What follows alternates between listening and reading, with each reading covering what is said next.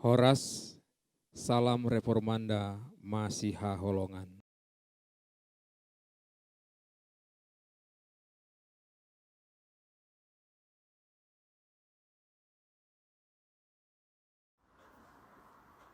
Ikuti kau saja Tuhan, jalan damai bagiku. Aku selamat dan sentosa hanya oleh darah-Mu. Aku ingin ikuti kau dan mengabdi padamu. Dalam Dikau juru selamat, ku bahagia penuh. Karena kita mempunyai banyak saksi, bagaikan awan yang mengelilingi kita, marilah kita menanggalkan semua beban dan dosa yang begitu merintangi kita, dan berlomba dengan tekun dalam perlombaan yang diwajibkan bagi kita. Marilah kita melakukannya dengan mata yang tertuju kepada Yesus, yang memimpin kita ke dalam iman, dan yang membawa iman kita kepada kesempurnaan, yang dengan mengabaikan kehinaan, tekun memikul salib, ganti sukacita yang disediakan bagi kita.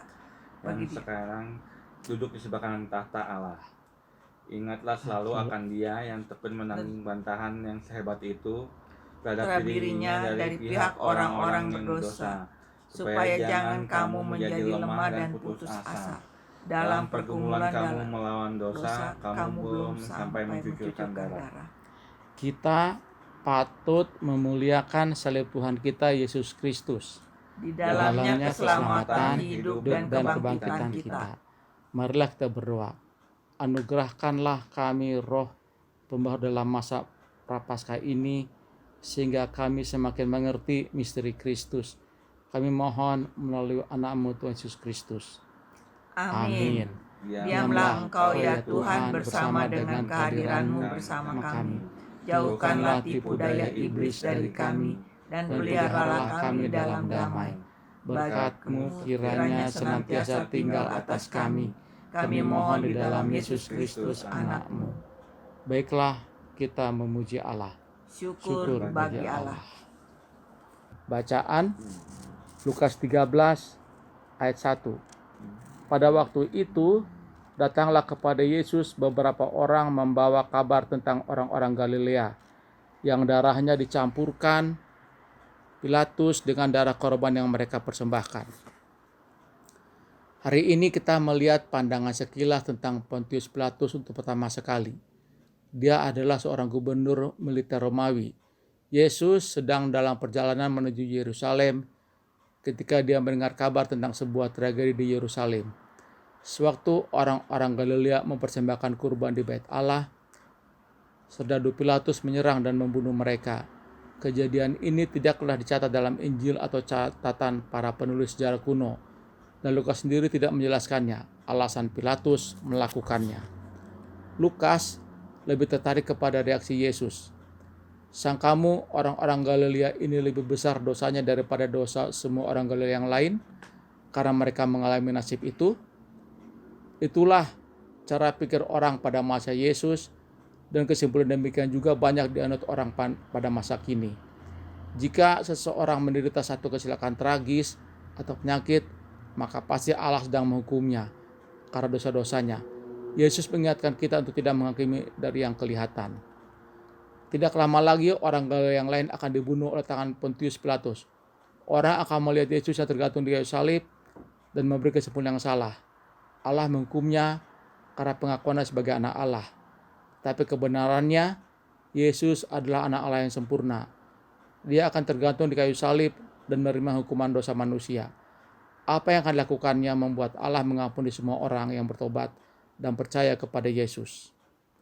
Yesus melanjutkan, "Tidak, kataku kepadamu, tapi jikalau kamu tidak bertobat, kamu semua akan binasa atas cara demikian." Semua orang berdosa, tapi hanya mereka yang bertobat dan percaya kepada pengorbanan Yesus sebagai gantinya akan memperoleh keselamatan dan hidup kekal. Berdoa, ya Allah yang Maha Kuasa, Ajarlah kami untuk tidak menghakimi orang lain. Biarlah kami hidup dalam iman kepada Yesus Kristus, Tuhan kami, dalam nama Yesus. Amin. Kita bernyanyi. Ikut di kau sengsara, karena janjimu teguh. Atas kuasa kegelapan, ku menang bersamamu. Aku ingin diikuti kau dan mengabdi padamu. Dalam Dikau juru selamat, ku bahagia penuh. Marilah kita berdoa dengan doa Bapa kami. Bapa kami yang di surga, dikuduskanlah namamu, datanglah kerajaanmu, jadilah kehendak-Mu di bumi seperti di surga. Berikanlah kami pada hari ini makanan kami yang secukupnya, dan ampunilah kami akan kesalahan kami, seperti kami juga mengampuni orang bersalah pada kami. Dan janganlah membawa kami ke dalam percobaan, tapi lepaskanlah kami daripada yang jahat. Karena Engkau yang punya kerajaan, dan kuasa, dan kemuliaan sampai selama-lamanya. Kiranya Allah yang Maha Kuasa dan penuh belas kasihan, Bapa, Anak dan Roh Kudus memberkati dan memelihara kita. Amin. Amin. Demikian renungan kita pagi ini. Selamat berkarya bagi Tuhan.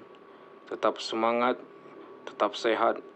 Salam Reformanda Masiha Holongan.